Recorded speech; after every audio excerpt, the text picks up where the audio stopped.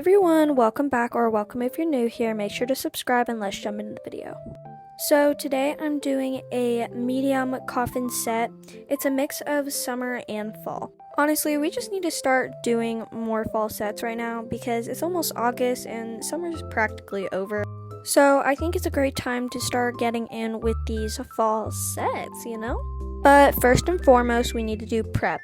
And when I say prep, you have to get down and dirty with this, because if you do not do prep, your nails are not going to last you at all. So I'm first going in and doing my cuticles. I'm using one of my drill bits. I'm using my Melody Susie nail drill, and going in with one of my diamond bits and just going around the cuticle and lifting up some of that dead skin that I can nip off with my nippers. I did speed this part up just a little bit because it does take just a little bit, because you really need to focus on getting all that dead skin up, but also not nicking yourself with the drill bit, because if you're going at a really high speed, you could accidentally nick yourself and that wouldn't be good. So just take your time. And I was doing absolutely nothing today, so I kind of just wanted to take my time. But now I am going in with my sanding band. And I'm using this so I can rough up my nail bed, so when I put on the nail tip that it will have retention and it will last longer.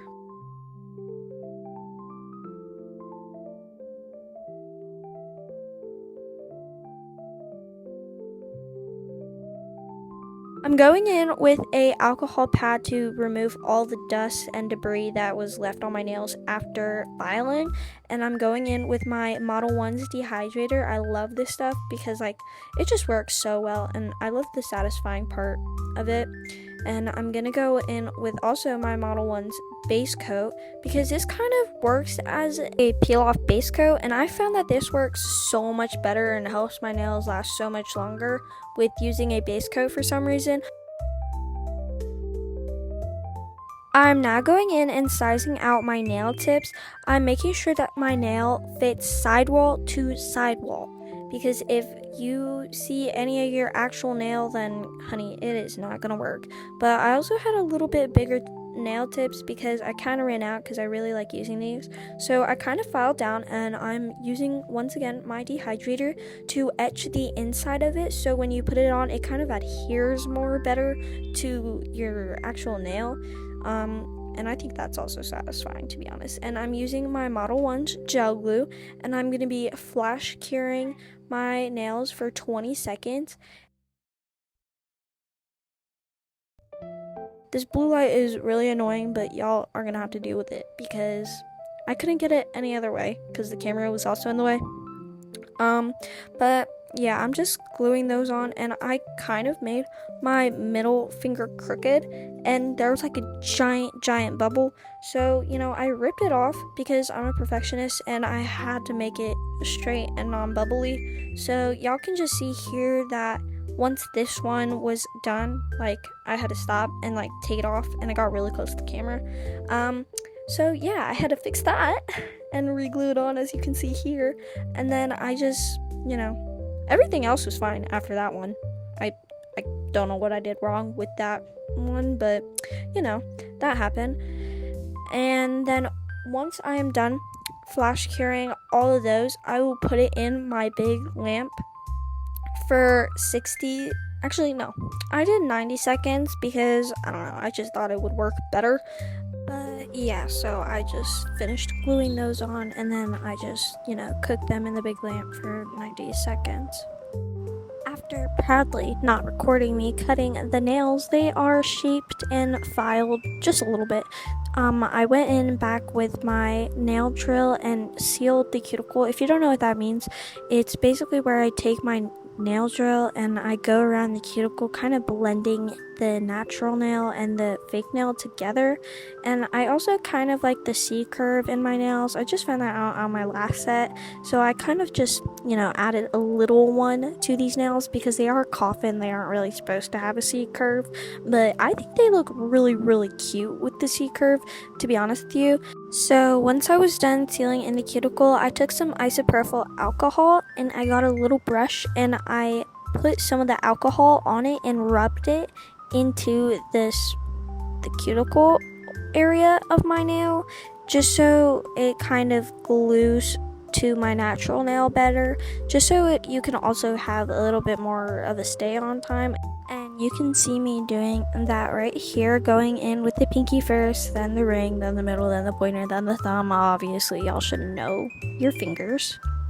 But anywho, after I was done sealing in the cuticle with the alcohol, I forgot to show you guys the design I was gonna do, so I'll insert like a little photo here. But anyways, I'm going in with my Model 1's base coat and curing that for like 30 to 60 seconds. I can't remember which one I did, so do one of those two. And then I went in with my Born Pretty Builder Gel. I am so incredibly low on this, like I couldn't even get like enough out for my thumb, and it was really sad because I had to get it like literally every last drop. But I'm hoping that I have enough for like maybe one more set, or I might just have to put it in the nail grave, which is really sad because they will be dearly missed.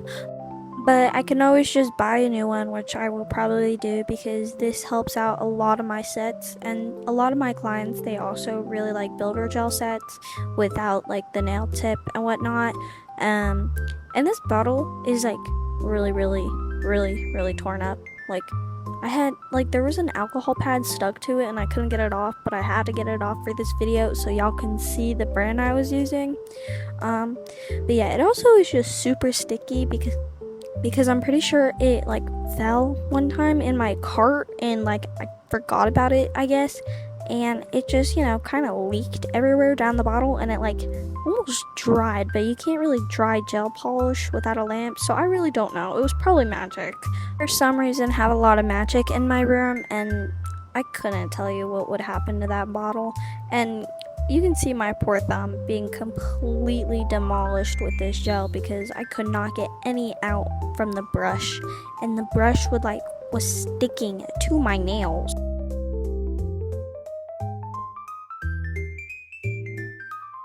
Anywho, I took a brush, and not even a brush, a cuticle pusher, and kind of like pushed back some of the, actually no, do not do that. I took off some of the gel polish with that. And I went in with my favorite base color from Jotstone, and I don't even think that's how you say it, but I don't care. Anyhow, I took my favorite gel polish and I put it on my nails, and I kind of just covered the base of my nails instead of like the really ends, because these French tips were really deep, and I really did not want to waste it because I'm also pretty low on this, as you can probably tell. But these bottles are also really small, and I don't know how many sets I've used this polish on, so it was kind of hard to get most out, especially on the thumb. It's always the poor little thumb that gets the least amount of gel, which is really sad because then it's like the most squishy, and I hate squishy nails, so, you know, that can make it even worse. But thankfully we are moving on to the first design, which is on the pinky. It is a blue blooming gel. I'm kind of switching up the nail designs from the first hand just so they're not like completely asymmetrical. They're not twins, they're not sisters, they can be cousins. Also now I'm gonna go in with I had to mix black and brown for this color because I didn't have a dark enough brown for this like color, so I kind of just mixed those, and then I made it into a French tip, and I put that on my nail and filled it in, and it took so long because I had to use a liner brush. But yeah, and then I went in with that design, and this design was kind of, it was the stripes. The stripes are actually pretty easy. There was one set that I did a long time ago, and it was like black and white stripes. The lines were like not even lines, they were like horizontal, they were vertical.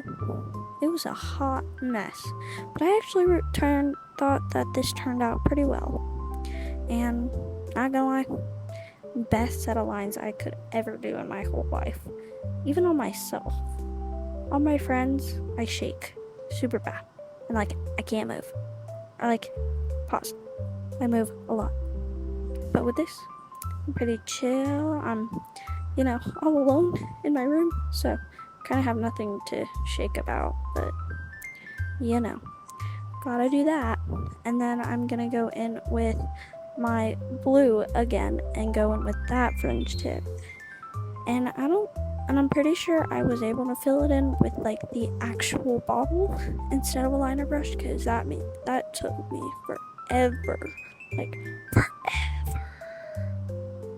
Oh, yeah, I did fill it in with the brush, but yeah, that saved me a great amount of time. Like, I turned into a grandma in that time, okay? That's how long it took. Yeah, I'm just filling in that fringe tip, and then I'm gonna go in with that design. And it was like a blooming gel brown flower with like white like dots, with blooming gel dots. Pretty fine, not too hard, I don't think. It was just a few dots, and you just had to make sure you cure it in time before it like completely blooms and like it's all over your nail. And I can definitely see more white than brown, so that happened. And then I had to go back in with that same brownish black and go in with another French tip. And I also turned into a grandma doing this because of how long it took. And there's like half of the nail where it's darker, and then there's half of it where it's light. And then this was the first time I did a hibiscus flower on myself. Honestly, I thought it turned out pretty smacking. But on one of the sides there was like fuzz or something, and it like messed up my whole line, and it's like scratchy. But I tried fixing it, but I don't want to like actually mess it up because I don't think it would have gotten any better than that. And this hibiscus flower was really quick. You just do 3 dots in like a square diamond pattern. I don't know how to say it, but and then I took a liner brush and I just kind of like drew those into the middle. It kind of made them look like little grapes on a vine, but they were all connected. And I used like a gem and I put that there. That's later. Y'all do not need spoilers right now. Anywho, we did that, and then I cured it, and I kind of add like a little stem, and that's where everything bad happened. But then I did my thumb, and I was so excited about it because I was so tired. But I did a white Frenchie because we're doing my little like, I don't even know what the design is. Oh, there's like a aura, tiger, zebra, aura pattern. That's the best way I can describe it. Y'all better be happy with my description because that's as good as it's ever gonna get. And I did a matte coat to get the aura effect because I used a eyeshadow palette. Thank you, my sister. I tried cleaning her eyeshadow palette because it was kind of messy because of me, but that's okay. And I used this pretty tealish blue for this aura pattern, and then I zoomed in and I put top coat finally, but that wasn't it.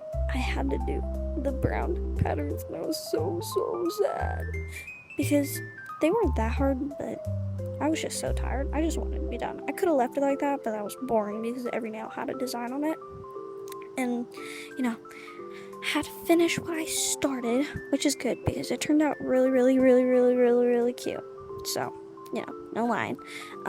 Y'all could totally follow along because I thought this design was pretty easy if you're a beginner, but it's honestly however expertise y'all are. I added some gems and I totally forgot to record that because I was so tired. But anyways, I finally finished with top coat, and I cured that for like 90 seconds, I think, and just kind of left it be for a few minutes. And then I put cuticle oil, and I was so proud that I finally got to film a video for you guys, a Gel X video too, my first ever one. And I was so happy that you guys are gonna get to see the process of my beautiful nails. Well, at least I hope y'all think they're beautiful.